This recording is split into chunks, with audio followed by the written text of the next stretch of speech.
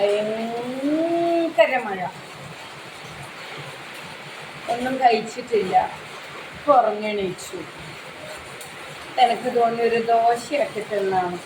തേങ്ങയും പച്ചരിയും കൂടി രാവിലെ അരച്ച് അങ്ങനെ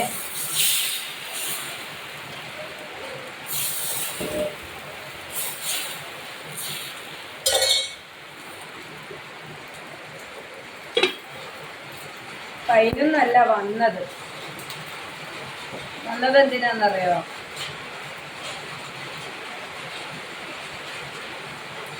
ഞാൻ മുന്നേ പറഞ്ഞിട്ടുണ്ടായിരുന്നു എനിക്ക് ഡ്രൈവർ വേണം, വണ്ടി, പിന്നെ ലോങ് ട്രിപ്പ്, പിന്നെ ടൂറ് പോകണം, വീഡിയോ എടുക്കാൻ ആൾ വേണം, നല്ല ട്രാവലിംഗ് വ്ളോഗ്സ് ചെയ്യണം, ആൾ വേണമെന്ന് ഞാൻ കുറേ ആയി പറയുന്നു. എനിക്കങ്ങനെ ഒരു പറ്റിയ ഒരാളെ സത്യത്തിൽ കിട്ടിയിട്ടില്ല. കിട്ടാത്തതുകൊണ്ട് തന്നെയാണ് ജെന്യുവനായി കേസ് ഇല്ല, പലതും ഫേക്ക്.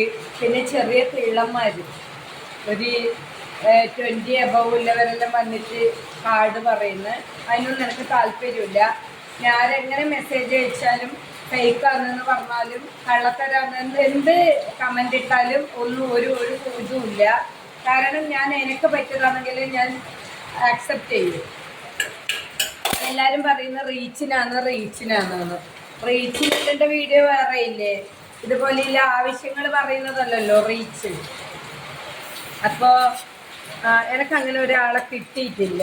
അപ്പം കണ്ണൂർ കോഴിക്കോട് ഭാഗത്തുള്ളവരുണ്ടെങ്കിൽ വലിയൊരു ഹെൽപ്പായി. എനിക്ക് തെക്കോട്ടുള്ളവർ വേണ്ട, കാരണം അങ്ങനെ അവരൊന്നും അങ്ങനെ നമുക്ക് പരിചയമില്ല, എന്താണെന്നൊന്നും അറിയില്ല.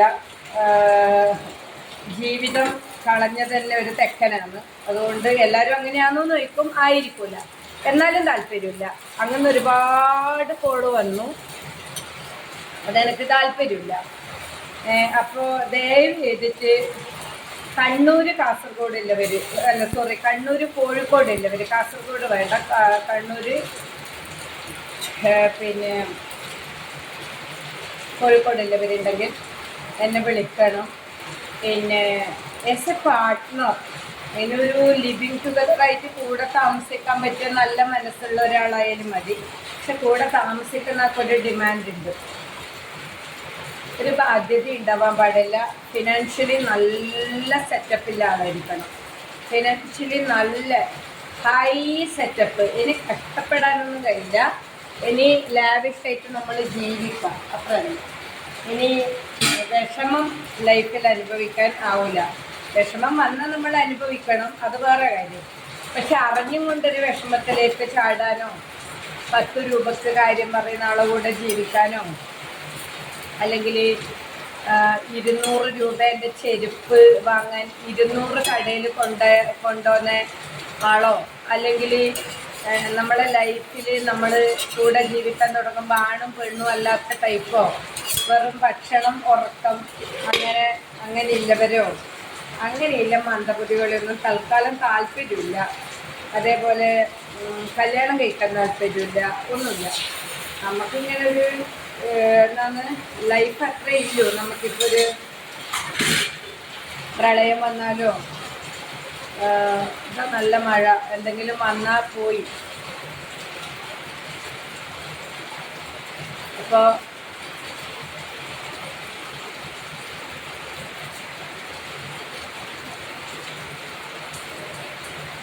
കൂടെ ജീവിച്ച് യാത്രയൊക്കെ ചെയ്ത് ലൈഫൊക്കെ എൻജോയ് ചെയ്യാൻ പറ്റുന്ന ഒരാൾ, യാത്ര, വീഡിയോ,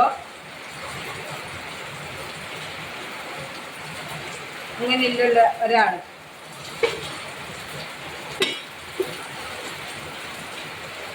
പക്ഷെ പാർട്ട്ണർ,